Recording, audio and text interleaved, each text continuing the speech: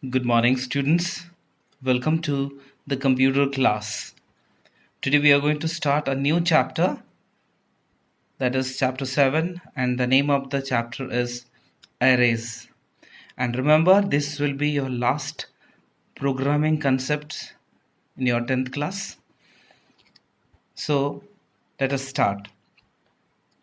Before we go to the topic arrays, let us first discuss what is variable. Most of you know what a variable is. Variable means what? A temporary memory location to store a value, and it changes or varies at the time of execution of a program. During the execution of a program, the value of variable will be changing. That's why we call it a variable. But the most important thing is here is what? It's a temporary memory location, and it can store only one value, a value, isn't it? For example, like int a equal to 2, like string x equal to apple. But you cannot store more than one value in a variable, right? You can't store int a equal to 2, 4, 6, 8, 10, or string x equal to apple, orange, lemon. You can't store like that, because the ordinary variable can store only one value. Okay, so we can store only one value in a particular variable.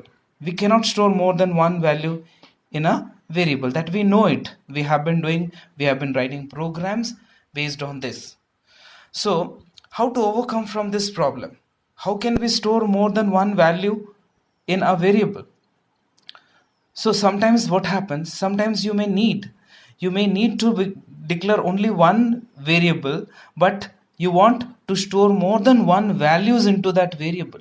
Then how can you do it? And to overcome from this, how we will overcome from this problem? And the answer is what?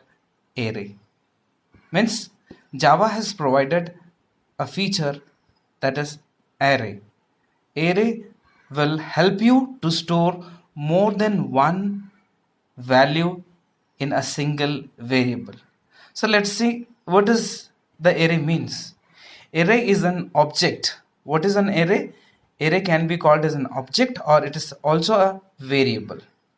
Okay, so that contains finite number of values. Means any number of values. You can store 2 numbers, you can store 3 numbers, you can store hundreds of numbers, thousands, millions of numbers also in a single variable.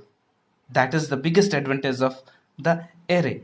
But remember, it can store many values, no problem, but it should be the same data type. Means it's same type of data. Homogeneous values can be stored in a single variable, and that is what we call array, right? Let us see some other meanings of the array.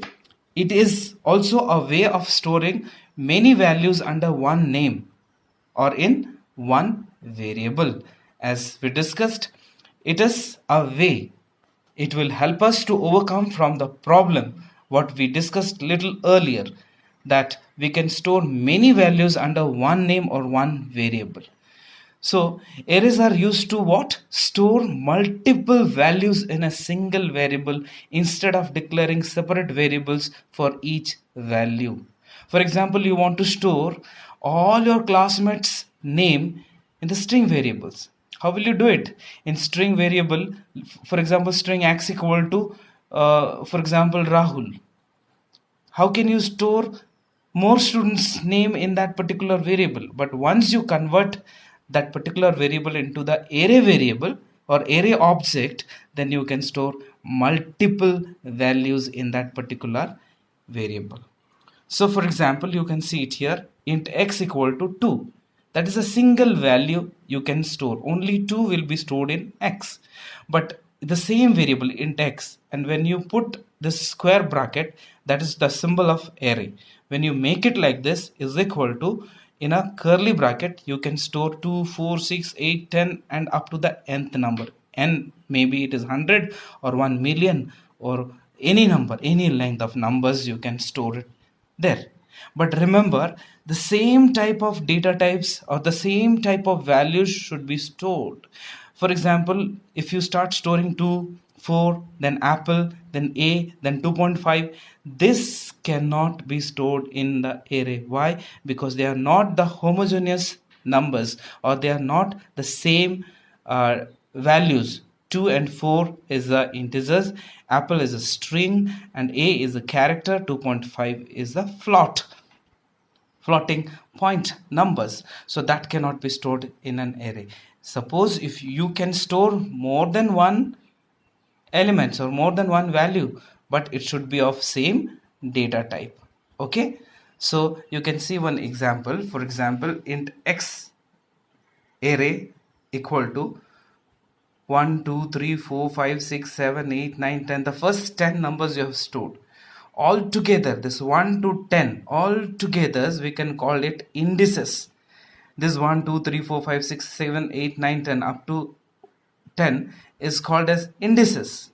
And each value, what you see, 1 is a value, 2 is a value, 3 is a value, each value is called as element. So the total number of elements, we call it indices. But remember, index always starts from 0. Okay, so 1 is in the index value 0, that is the address or the location, you can see. For example, suppose 6, what is the location of 6, or 6 is under which at which index value? That is in 5th. So remember that things, index always starts from 0. Okay, so array length. Now can you tell me what is the length of this array? 10 elements are there, that means what should be the length? The length also should be 10. So total elements, that is 10 elements are there, that is what we call, that means 10 values so far we have stored in a single variable. But remember, the index value starts from 0, that's why the 10th item or the 10th element is under the index value 9. Okay, so first element, that is 1, is its index value is 0, like 10, the index value is 9. Okay, so if you see like this, x array 3 at 3 equal to 4 means I am going to initialize 4 where? In the index value 3. You can see here I have stored it, and this is the way. This 3 is what? Index value, and this is 4 is the value or the array element. Remember, in array you are going to learn this index value plays a vital role. You can access any element, or you can store any values or element into the array only with the help of your index value. So please remember this one, this is very important. Index values plays a vital role in your array. So what? So we can access any elements by its index position. Either any value you want to access, then you need the index value, or you want to store any value into the array, then also you need what? Index number, right? So let us once again, you see what is given in the book, the definition. An array can be defined as set of homogeneous data elements, that is similar name and similar data type, stored in a contiguous memory location. Okay, my dear students, today we have learnt only one paragraph. You please learn that much only. Try to clear your doubts, and if you have any doubts, you can please send your doubts in my personal WhatsApp number. Thank you very much.